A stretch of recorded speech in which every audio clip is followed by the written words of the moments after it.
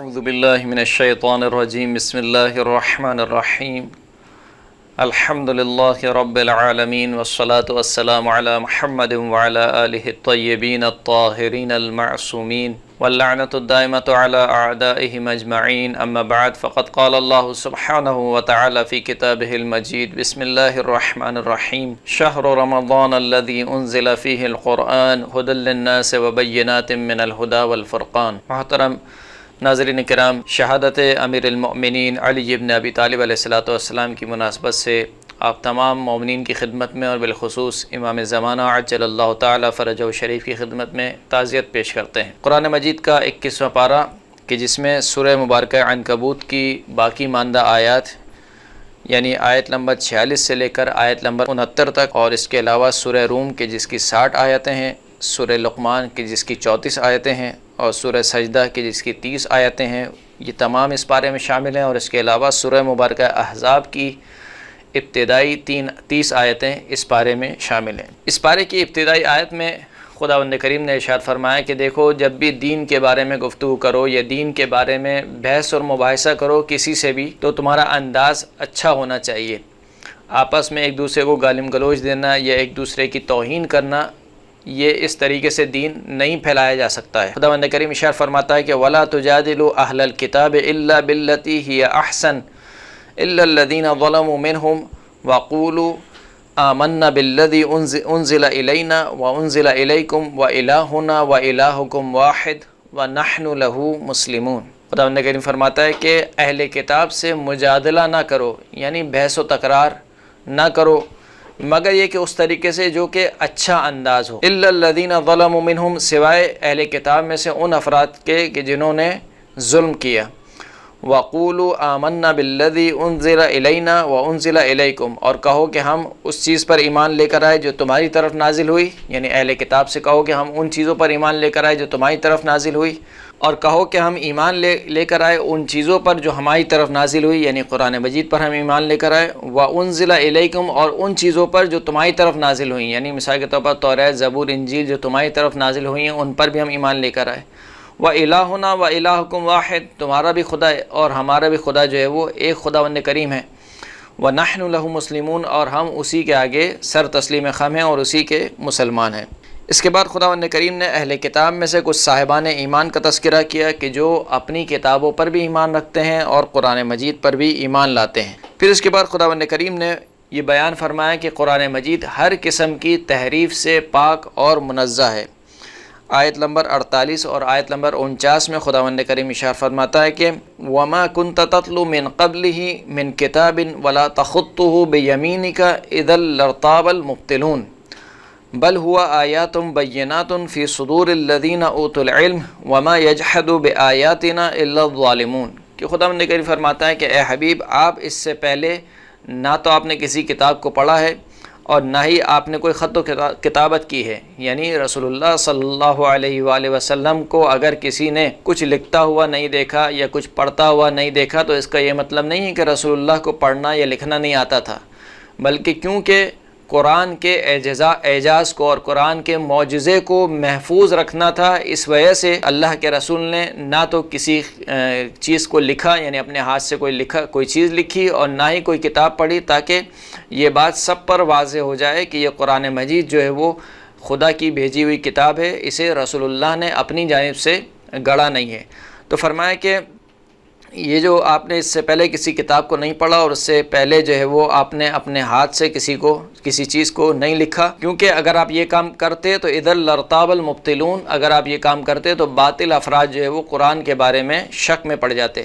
پس قرآن مجید ہر قسم کی تحریف سے پاک ہے، اور قرآن مجید خدا کی نازل کردہ کتاب ہے جو زندہ اور جاوید خداوند کریم کا معجزہ ہے۔ بل ہوا آیات بینات، بلکہ یہ اللہ کی روشن آیتیں ہیں، کس کے سینے میں؟ ان افراد کے سینے میں کہ جن کو علم عطا کیا گیا، اور ہماری آیتوں کا کوئی انکار نہیں کرتا سوائے ظالموں کے۔ پھر اس کے بعد کی آیت میں کافروں کا ایک اشکال جو خداوند کریم بار بار ذکر کر رہا ہے کہ کافر یہ کہتے ہیں کہ اگر یہ اللہ کا رسول ہے تو اس کے اوپر کوئی نشانی یعنی کوئی معجزہ نازل کیوں نہیں ہوا؟ جواب میں خداوند کریم ایک ہی بات کہتا آیا ہے کہ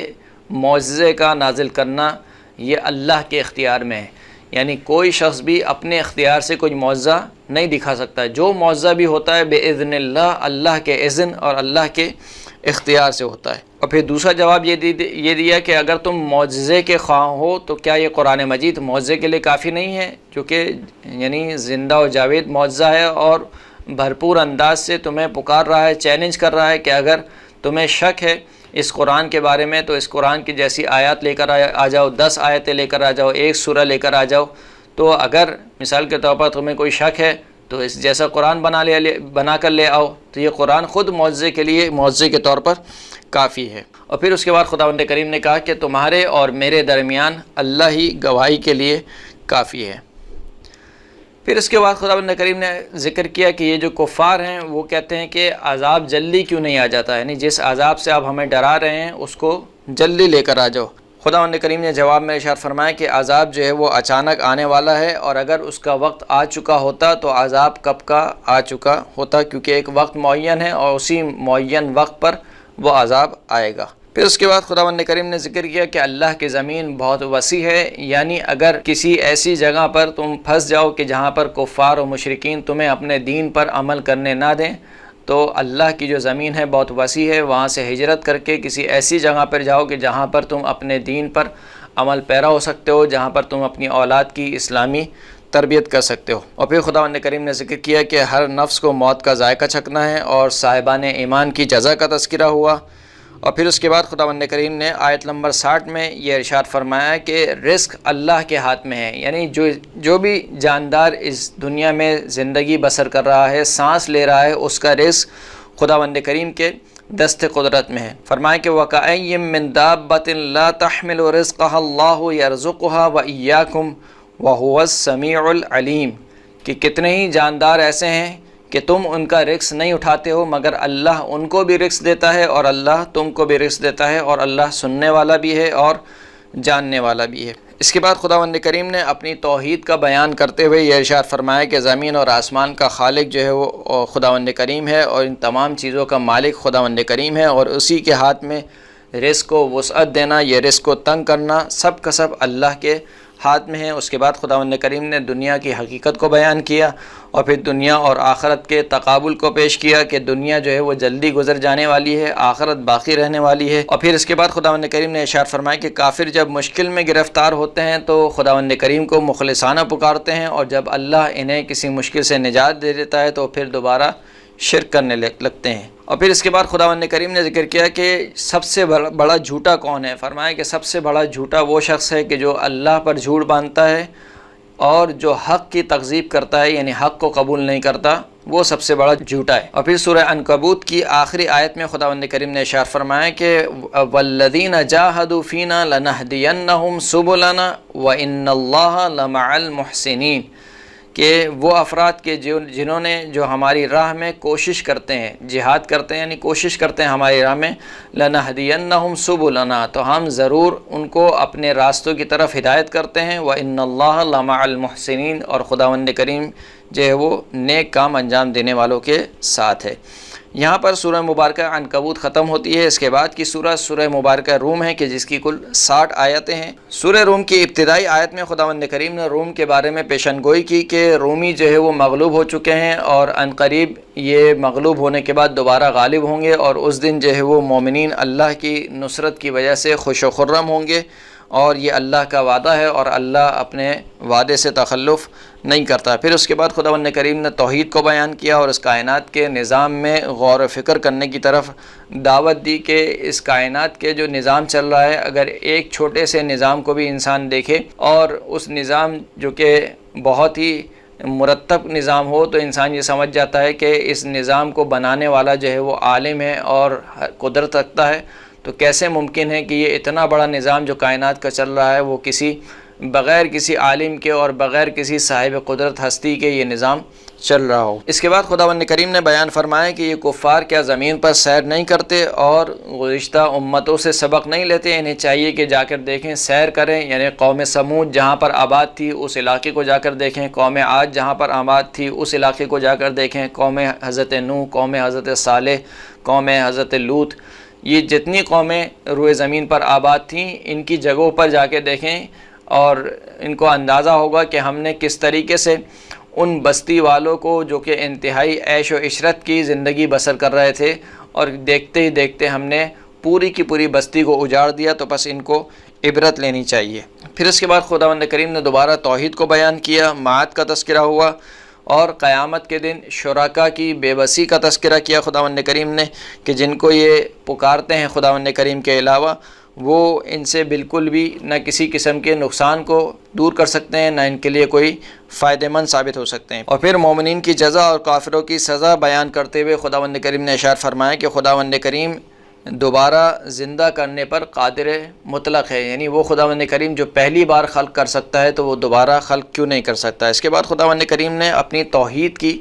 ایک عجیب نشانی ہے جو سورہ مبارکہ روم کی 21ویں آیت میں ذکر فرمایا کہ وَمِنْ آیَاتِهِ أَنْ خَلَقَ لَكُم مِّنْ أَنفُسِكُمْ أَزْوَاجًا لِتَسْكُنُوا إِلَيْهَا وَجَعَلَ بَيْنَكُم مَّوَدَّةً وَرَحْمَةً إِنَّ فِي ذَلِكَ لَآيَاتٍ لِقَوْمٍ يَتَفَكَّرُونَ کہ اللہ کی نشانیوں میں سے ایک یہ ہے کہ اس نے تمہارے ہی نفسوں میں سے تمہارے لیے ایک جوڑا بنایا، یعنی مرد اور عورت کا جوڑا بنایا، میاں بیوی کا جوڑا بنایا۔ کیوں؟ لِتَسْكُنُوا إِلَيْهَا تاکہ تم سکون حاصل کرو اپنی زوجہ کی طرف۔ وَجَعَلَ بَيْنَكُم مَّوَدَّةً وَرَحْمَةً اور تمہارے درمیان مودت اور رحمت کو قرار دیا، محبت اور رحمت کو قرار دیا۔ إِنَّ فِي ذَلِكَ لَآيَاتٍ لِقَوْمٍ يَتَفَكَّرُونَ اس میں بے تحقیق نشانی ہے اس قوم کے لیے جو کہ غور و فکر کرتی ہے۔ یہ آیت انتہائی عجیب و غریب اس اعتبار سے ہے کہ انسان کے بہت سے رشتے ہوتے ہیں جب وہ اس دنیا میں آتا ہے، مثال کے طور پر تو پہلا رشتہ جو ہوتا ہے وہ ماں باپ سے ہوتا ہے، بھائی بہنوں سے ہوتا ہے مثال کے طور پر، پھر اس کے علاوہ چچا تایا اور دیگر رشتہ داریاں انسان کی ہوتی ہیں۔ لیکن خداوند کریم نے کسی رشتے کے بارے میں یہ نہیں کہا کہ یہ میری آیت ہے، یعنی توحید کی نشانی ہے۔ اگر کسی رشتے کو خداوند کریم نے توحید کی نشانی قرار دیا ہے تو وہ میاں بیوی کا رشتہ ہے جس کو خداوند کریم نے توحید کی نشانی قرار دیا۔ اور پھر میاں بیوی کے رشتے کو خداوند کریم نے کیوں قرار دیا، اس کی حکمت بیان ہوئی، لِتَسْكُنُوا إِلَيْهَا ہم نے میاں بیوی کا جو یہ رشتہ رکھا ہے اس وجہ سے رکھا ہے کہ تم سکون حاصل کرو۔ اور پھر فرمایا کہ یہ جو ہم نے میاں بیوی کا رشتہ رکھا ہے وَجَعَلَ بَيْنَكُم مَّوَدَّةً وَرَحْمَةً ہم نے تمہارے درمیان محبت کو اور رحمت کو قرار دیا، یعنی یہ میاں بیوی کا رشتہ حاکم اور محکوم کا رشتہ نہیں ہے کہ جہاں پر مثال کے طور پر مرد جو ہے وہ حاکم ہے اور بیوی جو ہے وہ محکوم ہے، اور مرد مثال کے طور پر جو چاہے حکم چلا سکتا ہے اور بیوی کو جو ہے وہ ہر حال میں مثال کے طور پر مرد کا حکم ماننا ہے، وہ جو چاہے کہے۔ کہا نہیں، یہ حاکم اور محکوم والا رشتہ نہیں ہے بلکہ یہ محبت اور الفت والا رشتہ ہے۔ تو پہلی بات تو یہ کہ انسان کا جوڑا جو ہے وہ یعنی مرد کا جو جوڑا ہے وہ عورت ہے۔ خدا نے جوڑا جو ہے مرد اور عورت کا جوڑا نہیں بنایا بلکہ مرد اور عورت کا جوڑا بنایا ہے۔ تو یہ بات توجہ کے قابل ہے کہ انسان سوچنا چاہیے انسان کو کہ آج کل جو یہ ہم جنس پرستی کو پھیلایا جا رہا ہے یہ سراسر انسانیت کے بھی خلاف ہے اور اسلام کے بھی خلاف ہے۔ خداوند کریم نے مرد اور عورت کا جوڑا بنایا ہے، مرد اور عورت کا جوڑا نہیں بنایا۔ اور دوسری بات یہ کہ یہ جو رشتہ خداوند کریم نے بنایا ہے اس کو اپنی توحید کی نشانی قرار دیا، اور یہ جو رشتہ ہے یہ حاکم اور محکوم کا رشتہ نہیں ہے بلکہ محبت اور الفت کا رشتہ ہے۔ اور پھر اس کے بعد کی آیت میں خداوند کریم نے مزید اپنی نشانیوں کا ذکر فرمایا، اور پھر خداوند کریم نے اپنی توحید کو ایک مثال سے سمجھانے کی کوشش کی۔ وہ مثال بھی سننے کے قابل ہے اور عجیب و غریب مثال ہے جو خداوند کریم نے دی ہے۔ ضرب لكم مثلا من انفسكم هل لكم مما ملكت ايمانكم من شركاء فيما رزقناكم فانتم فيه سواء تخافونهم كخيفتكم انفسكم كذلك نفصل الآيات لقوم يعقلون۔ خداوند کریم ارشاد فرماتا ہے کہ اللہ ایک مثال پیش کرتا ہے خود تمہاری جانوں سے۔ وہ مثال کیا ہے کہ دیکھو جو تمہارے غلام ہیں یا جو تمہارے نوکر چاکر ہیں، کیا وہ تمہارے شریک ہیں ان چیزوں میں کہ جن کو ہم نے تمہیں عطا کیا ہے، یعنی جو رزق خداوند کریم نے تمہیں عطا کیا ہے، جو مال و دولت تمہیں عطا کی ہے، کیا وہ تمہارے برابر کے شریک ہیں اور تم میں اور ان میں کوئی فرق نہیں ہے؟ یعنی لینے والا اور دینے والا کیا یہ دونوں برابر ہو سکتے ہیں؟ یعنی تم اپنے غلاموں کو دینے والے ہو اور تمہارے جو غلام ہیں وہ لینے والے ہیں، تو دینے والا اور لینے والا کیسے برابر ہو سکتے ہیں؟ بالکل بعینی اسی طریقے سے اس کائنات کا خالق اور مالک خداوند کریم ہے جو سب کو دینے والا ہے، یعنی جس کے پاس جو کچھ بھی ہے وہ اللہ کا دیا ہوا ہے۔ تو بس وہ جو اللہ دینے والا ہے اور تمہارے جو یہ شریک جن کو تم اللہ کا شریک قرار دیتے ہو یہ لینے والے ہیں، تو دینے والا اور لینے والا کیسے برابر ہو سکتے ہیں جبکہ خود تمہاری زندگیوں میں جو ہے وہ تمہارے غلام تمہارے برابر نہیں ہیں، کیونکہ تم دینے والے ہو، تمہارے غلام جو ہے وہ لینے والے۔ اس کے بعد خداوند کریم نے ذکر فرمایا کہ ہم نے ہر ایک کو توحید کی فطرت پر خلق کیا ہے، یعنی انسان کی فطرت میں خداوند کریم نے توحید کو رکھ دیا ہے۔ آیت نمبر 30 میں خداوند کریم ارشاد فرماتا ہے کہ فَأَقِمْ وَجْهَكَ لِلدِّينِ حَنِيفًا فِطْرَةَ اللَّهِ الَّتِي فَطَرَ النَّاسَ عَلَيْهَا لَا تَبْدِيلَ لِخَلْقِ اللَّهِ ذَلِكَ الدِّينُ الْقَيِّمُ وَلَكِنَّ أَكْثَرَ النَّاسِ لَا يَعْلَمُونَ۔ فرمایا کہ اپنے چہرے کو اللہ کے دین کے لیے خالص کر لو، یعنی یکسوئی کے ساتھ اللہ کے دین کے ہو جاؤ، اپنے آپ کو اللہ کے دین کے حوالے کر دو۔ اللہ کی فطرت وہ ہے کہ جس پر اللہ نے انسانوں کو، لوگوں کو خلق فرمایا ہے اور اللہ کی خلقت میں کوئی تبدیلی نہیں واقع ہو سکتی ہے۔ یہی وہ دین ہے جو کہ دین مستقیم ہے، جس میں کوئی انحراف نہیں ہے، لیکن اکثر لوگ نہیں جانتے۔ یعنی جو بھی بچہ اس دنیا میں آتا ہے اس کی فطرت میں خداوند کریم نے توحید کو رکھا ہے اور وہ اپنے اعماق میں، اپنی جان میں توحید کو محسوس کرتا ہے۔ یہ الگ بات ہے کہ پھر معاشرے کی تربیت یا اس کے گھر والوں کی تربیت یا جس خاندان میں وہ پرورش پاتا ہے یا جس خاندان میں وہ پیدا ہوتا ہے ان کی وجہ سے وہ جو توحید کی فطرت کی جو لو شمع اس کے دل میں جل رہی ہوتی ہے وہ بجھ کر رہ جاتی ہے اور وہ اپنے معاشرے کا پیروکار ہو جاتا ہے یا اپنے والدین کی وجہ سے اسی دین کو اپنا لیتا ہے جو اس کے والدین کا دین ہے۔ اس کے بعد آیت نمبر 38 میں خداوند کریم ارشاد فرماتا ہے کہ فَأْتِ ذَا الْقُرْبَ حَقَّهُ وَالْمِسْكِينَ وَابْنَ السَّبِيلِ ذَلِكَ خَيْرٌ لِلَّذِينَ يُرِيدُونَ وَجْهَ اللَّهِ وَأُولَٰئِكَ هُمُ الْمُفْلِحُونَ، کہ صاحبان قرابت کو ان کا حق دو اور مسکینوں کو اور جو سفر میں ناچار ہو جائے اس کو اس کا حق دو۔ یہ بہتر ہے ان لوگوں کے لیے کہ جو اللہ کی خوشنودی چاہتے ہیں، ان کے لیے یہ کام بہتر ہے اور یہی وہ لوگ ہیں کہ جو آخرت میں کامیاب ہونے والے ہیں۔ اور فریقین کی تفاسیر میں یہ روایت موجود ہے کہ جب یہ آیت نازل ہوئی کہ فَأْتِ ذَا الْقُرْبَ حَقَّهُ، کہ صاحبان قرابت کو ان کا حق دے دو، تو رسول اللہ صلی اللہ علیہ وآلہ وسلم نے بی بی فاطمہ الزہرا سلام اللہ علیہا کو فدق عطا کیا، یعنی رسول کی زندگی میں ہی فدق بی بی کی ملکیت میں آ چکا تھا۔ اس کے بعد آیت نمبر 39 میں خداوند کریم نے سود اور صدقے میں فرق کو بیان کیا، فرمایا کہ وَمَا أُوتِيتُم مِّن رِّبًا لِيَرْبُوا فِي أَمْوَالِ النَّاسِ فَلَا يَرْبُوا عِندَ اللَّهِ وَمَا أُوتِيتُم مِّن زَكَاةٍ تُرِيدُونَ وَجْهَ اللَّهِ فَأُولَٰئِكَ هُمُ الْمُضْعِفُونَ۔ خداوند کریم فرماتا ہے کہ جو سود تم دیتے ہو لوگوں کو کہ تاکہ اس سے مال بڑھ جائے، خداوند کریم کے نزدیک سود لینے سے یا سود دینے سے مال نہیں بڑھتا، لیکن جو کچھ تم زکوٰۃ دیتے ہو خداوند کریم کی خوشنودی کے لیے کا یہ جو زکوٰۃ تم دیتے ہو، صدقہ جو تم دیتے ہو، یہ مال کو بڑھاتا ہے۔ یعنی سود اگر کوئی شخص لے رہا ہے یا دے رہا ہے تو وہ یہ نہ سمجھے کہ اس کے مال میں اضافہ ہو رہا ہے، اور دوسری جانب سے اگر صدقہ دے رہا ہے، زکوٰۃ دے رہا ہے تو یہ نہ سمجھے کہ اس کا مال کم ہو رہا ہے۔ سود سے مال کم ہوتا ہے، صدقے سے مال جو ہے وہ بڑھتا ہے۔ یہ اسلام کا اور قرآن کا فارمولہ ہے۔ اگر کسی کو یقین نہیں ہے تو وہ اس پر عمل کر کے دیکھے، اگر اس کا مال نہ بڑھے تو وہ خداوند کریم سے روز قیامت شکایت کر سکتا ہے اور اپنا مدعا خداوند کریم کی بارگاہ میں رکھ سکتا ہے۔ اور اس بات کو بیان کیا کہ خشکی میں اور سمندر میں جو بھی فساد برپا ہوتا ہے وہ خود انسان کے اپنے اعمال کے سبب ہوتا ہے۔ اور پھر فرمائے کہ بغیر انحراف کے یکسوئی کے ساتھ دین اسلام پر ثابت قدم رہو، اور جو کفر اختیار کرتا ہے وہ اپنا ہی نقصان کرتا ہے، اور جو ایمان لاتا ہے وہ ایمان اس کے اپنے ہی بھلے کے لیے ہے۔ پھر اس کے بعد دوبارہ خداوند کریم نے توحید کی کچھ نشانیوں کو بیان کیا اور انسان کی دنیاوی زندگی کا خلاصہ کیا خداوند کریم نے آیت نمبر 54 میں، کہ انسان کی کل زندگی یعنی یہ جو دنیاوی زندگی ہے وہ کیا ہے۔ خداوند کریم فرماتا ہے کہ اللہ الذی خلقکم من ضعف ثم جعل من بعد ضعف قوة ثم جعل من بعد قوة ضعفا وشیبہ یخلق ما یشاء وهو العلیم القدیر، کہ خداوند کریم نے تمہیں پیدا کیا کس سے؟ ضعف اور ناتوانی سے، کمزوری سے۔ یعنی جب انسان اس دنیا میں آتا ہے تو انتہائی درجے کی، یوں سمجھ لیجئے کہ کمزوری کے عالم میں اور ناتوانی کے عالم میں آتا ہے۔ خود سے اٹھ کر بیٹھ نہیں سکتا، خود سے کھا نہیں سکتا، خود سے پی نہیں سکتا، اور کسی چیز کو یعنی کسی اپنے آپ سے کسی شر کو دور نہیں کر سکتا، اپنے لیے کسی خیر کو خود سے جلب نہیں کر سکتا، لے کر نہیں آ سکتا۔ تو انتہائی ناتوانی کے عالم میں خداوند کریم فرماتا ہے کہ تم انتہائی ناتوانی کے عالم میں اس دنیا میں آتے ہو۔ پھر اس کے بعد خداوند کریم ضعیفی کے بعد، کمزوری کے بعد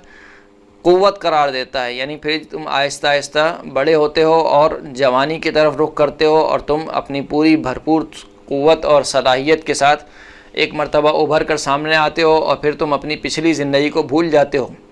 کہ تم بچپن میں کیا تھے، اور آج جب تمہیں قدرت اور طاقت حاصل ہو گئی ہے تو تم سمجھتے ہو کہ بس میں ہی ہوں اور میرے علاوہ کچھ نہیں ہے۔ پھر اس کے بعد ایک دم سے خداوند کریم قوت دینے کے بعد تمہیں دوبارہ ضعیف اور بوڑھا کر دیتا ہے۔ یعنی انسان کی زندگی کا خلاصہ یہ ہے کہ انسان دو کمزوریوں کے درمیان زندگی گزارتا ہے۔ جب پیدا ہوتا ہے تب بھی کمزور ہوتا ہے، اور جب مرتا ہے جب بھی کمزور ہوتا ہے۔ بیچ میں جو تھوڑی سی قدرت ملتی ہے وہ جوانی کا حصہ ہے، کہ جو انسان کی زندگی کی بہار ہوتی ہے، اگر اس میں کوئی نیک کام انجام دے لے تو فبہا، اگر اسی جوانی کو مثال کے طور پر گھمرائی کی بھیٹ چڑھا دے تو انسان کی دنیا بھی برباد ہو جاتی ہے اور انسان کی آخرت بھی برباد ہو جاتی ہے۔ پھر اس کے بعد اس سورہ کے آخر میں قیامت کا تذکرہ ہوا، اور اس بات کا تذکرہ ہوا کہ کافروں کے دلوں پر مہر لگ چکی ہے، اور اب انہیں کچھ سجائی نہیں دیتا، یعنی انہیں کچھ سمجھ میں نہیں آتا۔ یہ اس وجہ سے کہ اللہ نے ان کے دلوں پر مہر لگاتی ہے، لہٰذا وہ کچھ سمجھنے کے قابل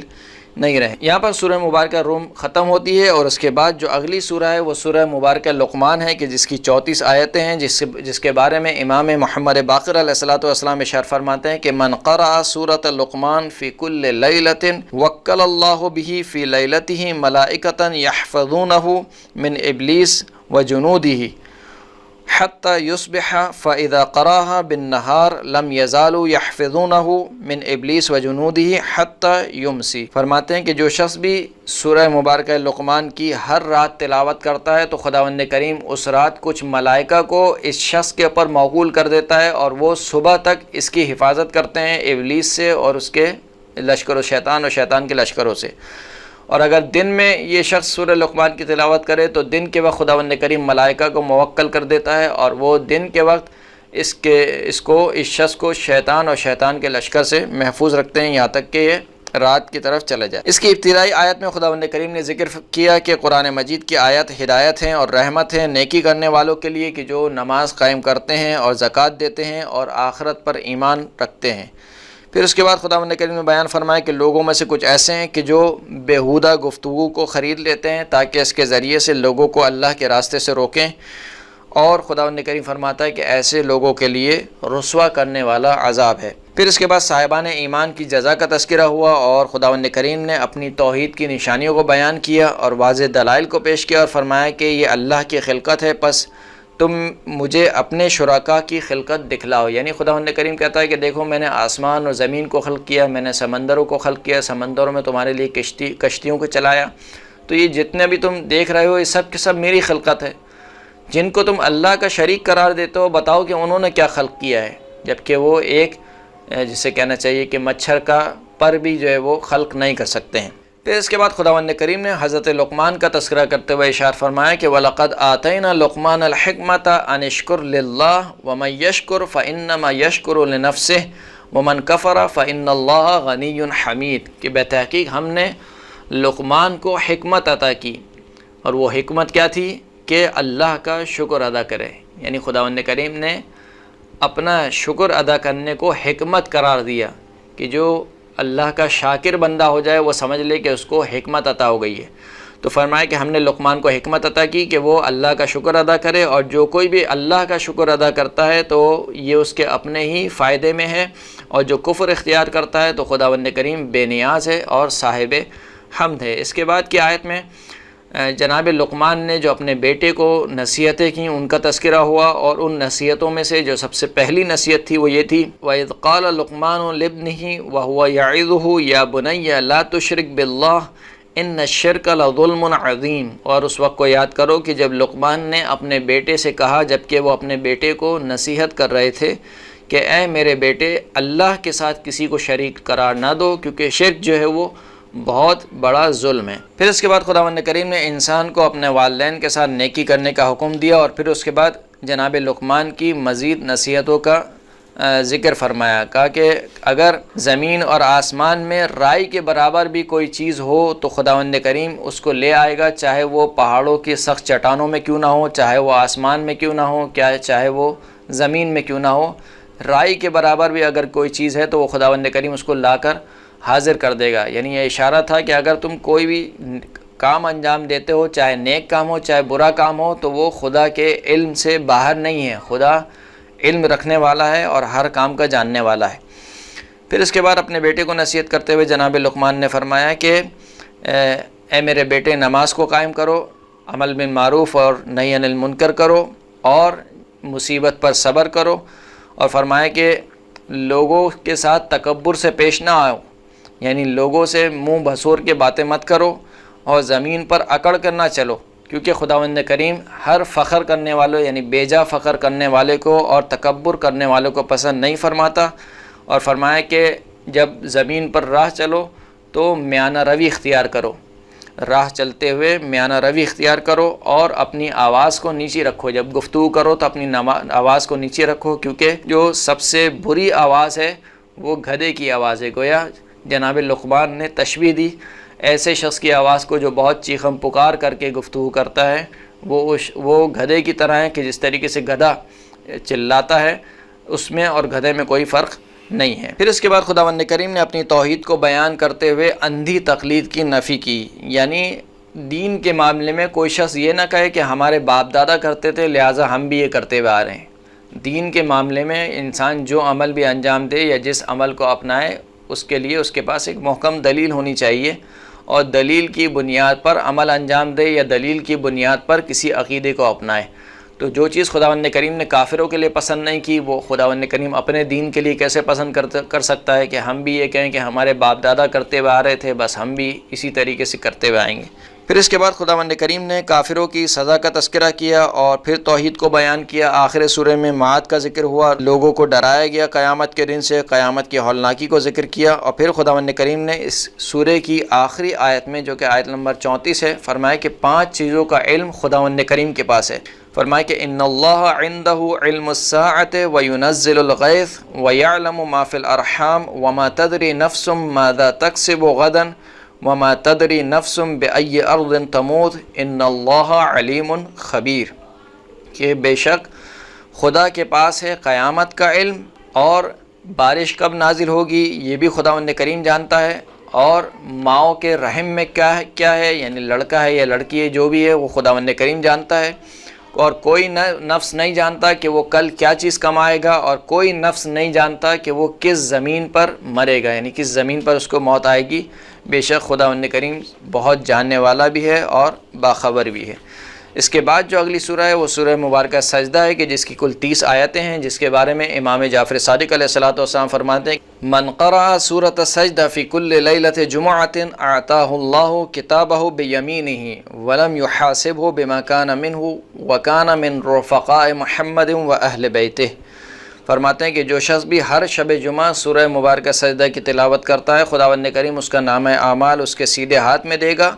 اور اس کا محاسبہ نہیں کرے گا، یعنی اس کی خطاؤں پر، اس کی لغزشوں پر اس کا محاسبہ نہیں کرے گا، اور قیامت میں وہ محمد اور ان کے اہل بیت کے رفیقوں میں سے ہوگا۔ ابتدائی آیت میں خداوند کریم نے قرآن مجید کی حقانیت کو بیان کیا اور اس کے نزول کا مقصد بیان کیا۔ پھر اس کے بعد خداوند کریم کی خالقیت کا ذکر ہوا، اور اس بات کا ذکر ہوا کہ کائنات کی تدبیر اور اس کا نظام خداوند کریم کے دست قدرت میں ہے، جو کہ عالم الغیب والشہادہ ہے۔ پھر اس کے بعد خداوند کریم نے توحید کی نشانیوں کے طور پر انسان کی خلقت کا تذکرہ کیا، معاد کا تذکرہ ہوا، اور کافر کہتے ہیں کہ ہم جب مر کے مٹی میں گم ہو جائیں گے تو کیا دوبارہ ہماری نئی خلقت ہوگی؟ اس کے جواب میں خداوند کریم نے آیت نمبر 11 میں ارشاد فرمایا کہ قُلْ يَتَوَفَّاكُمْ مَلَكُ الْمَوْتِ الَّذِي وُكِّلَ بِكُمْ ثُمَّ إِلَىٰ رَبِّكُمْ تُرْجَعُونَ۔ اے حبیب آپ کہہ دیجئے کہ ملک الموت تمہیں وفات دیتا ہے، یعنی موت دیتا ہے، وہ ملک الموت کے جس کو اسی کام کے لیے تم پر موکول کیا گیا ہے، وکیل بنایا گیا ہے، پھر اس کے بعد تم اپنے پروردگار کی بارگاہ میں پلٹائے جاؤ گے۔ پھر اس کے بعد خداوند کریم نے آیت نمبر 12 میں روز قیامت مجرموں کی حسرت کا ذکر کیا، فرمایا کہ وَلَوْ تَرَىٰ إِذِ الْمُجْرِمُونَ نَاكِسُو رُؤُوسِهِمْ عِنْدَ رَبِّهِمْ رَبَّنَا أَبْصَرْنَا وَسَمِعْنَا فَارْجِعْنَا نَعْمَلْ صَالِحًا إِنَّا مُوقِنُونَ۔ کہ حبیب کاش آپ دیکھتے کہ قیامت کے دن جو مجرم افراد ہیں وہ اپنے سروں کو رگڑیں گے خداوند کریم کی بارگاہ میں اور کہیں گے کہ اے ہمارے پروردگار، اب ہم جو ہے وہ سب چیزیں جان گئے ہیں اور ہم نے سب سمجھ لیا ہے، سن لیا ہے، بس ہمیں دوبارہ پلٹا دے دنیا کی جانب تاکہ ہم صالح عمل انجام دیں اور ہم جو ہے وہ اب اہل یقین میں سے ہو گئے ہیں۔ اس کے جواب میں خداوند کریم نے ارشاد فرمایا کہ وَلَوْ شِئْنَا لَآتَيْنَا كُلَّ نَفْسٍ هَدَاهَا وَلَكِنْ حَقَّ الْقَوْلُ مِنِّي لَأَمْلَأَنَّ جَهَنَّمَ مِنَ الْجِنَّةِ وَالنَّاسِ أَجْمَعِينَ۔ کہ اگر ہم چاہتے تو ہر نفس کو اس کی ہدایت عطا کرتے، یعنی خداوند کریم محتاج نہیں ہے انسانوں کے دین کا یا انسانوں کی ہدایت کا، بلکہ انسان خداوند کریم کے محتاج ہیں، کیونکہ خداوند کریم وہ قدرت رکھتا ہے کہ اگر اس کو جبر سے کام لینا ہوتا اور اپنی قدرت سے تمہیں منوانا ہوتا تو بھلا کس میں اتنی جرت تھی کہ جو خدا کا انکار کر سکتا۔ لیکن خداوند کریم نے آزمائش کے لیے اس دنیا میں بھیجا ہے، لہٰذا وہ چاہتا ہے کہ تم اپنے اختیار سے اللہ کا دین اختیار کرو، اللہ کی حقانیت کی گواہی دو۔ لہٰذا اگر خداوند کریم جبر اختیار کرتا اور اپنی قدرت کا استعمال کرتا تو وہ ہر شخص کو اس کی ہدایت دے سکتا تھا، لیکن خداوند کریم فرماتا ہے کہ یہ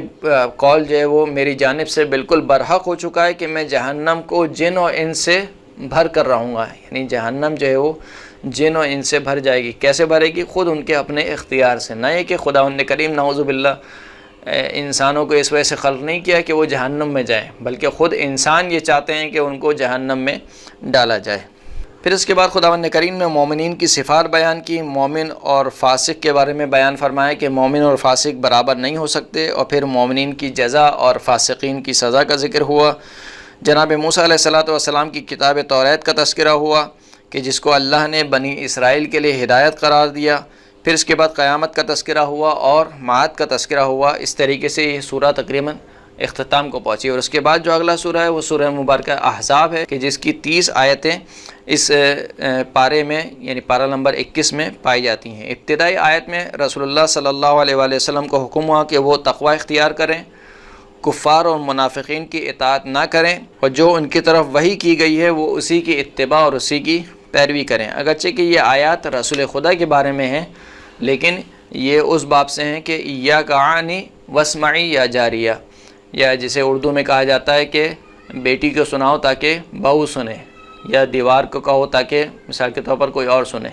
تو یہ رسول اللہ کو حکم دیا جا رہا ہے، لیکن کس لیے؟ کہ رسول اللہ معصوم ہستی ہیں، بھلا کیسے ممکن ہے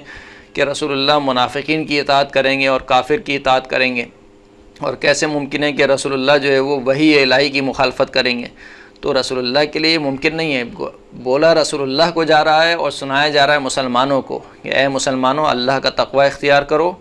منافقین کی اور کفار کی پیروی نہ کرو، ان کی اطاعت نہ کرو، اور جو کچھ ہمارے رسول کی طرف وحی ہوئی ہے، یعنی جو کچھ اللہ نے وحی کے ذریعے سے بیان کر دیا ہے، اس کی پیروی کرو۔ پھر اس کے بعد بیان فرمایا کہ دیکھو، اگر تم اپنی بیویوں کو اپنی ماں کہہ دو تو تمہارے کہنے سے تمہاری بیویاں تمہاری ماں نہیں بن جائیں گی۔ اسی طریقے سے لے پالک لڑکوں کو اپنا بیٹا نہ کہو، اور ان کے جو حقیقی باپ ہیں ان کے نام سے ان کو پکارو۔ اور پھر اس کے بعد رسول اللہ کی ولایت کا تذکرہ ہوا کہ خداوند کریم نے فرمایا کہ النبی اولی بالمؤمنین من انفسہم، کہ رسول اللہ جو ہے وہ مومنین سے ان کے نفسوں سے زیادہ ان کے اوپر تصرف رکھتے ہیں، حق کے تصرف رکھتے ہیں۔ اس کے بعد رسول اللہ کی زوجات کو امہات المومنین کا درجہ دیا گیا، اور پھر اس کے بعد خداوند کریم نے ارشاد فرمایا کہ ہمارے رسول کی جو زندگی ہے وہ تمہارے لیے بہترین نمونہ عمل ہے۔ آیت نمبر 21 میں ارشاد ہوا کہ لَقَدْ كَانَ لَكُمْ فِي رَسُولِ اللَّهِ أُسْوَةٌ حَسَنَةٌ لِمَنْ كَانَ يَرْجُو اللَّهَ وَالْيَوْمَ الْآخِرَ وَذَكَرَ اللَّهَ كَثِيرًا، کہ بتحقیق ہمارے رسول کی جو زندگی ہے وہ بہترین نمونہ عمل ہے اس شخص کے لیے جو اللہ سے امید کا، اللہ سے ملاقات کا خواہاں ہو